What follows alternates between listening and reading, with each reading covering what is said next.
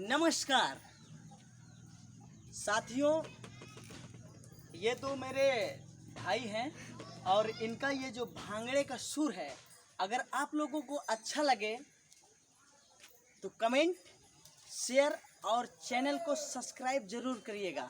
और आइएगा, इन दोनों के माध्यम से मैं आप लोगों का एक भांगड़े का गर्मा गर्म म्यूजिक लाइव पेश करता हूँ।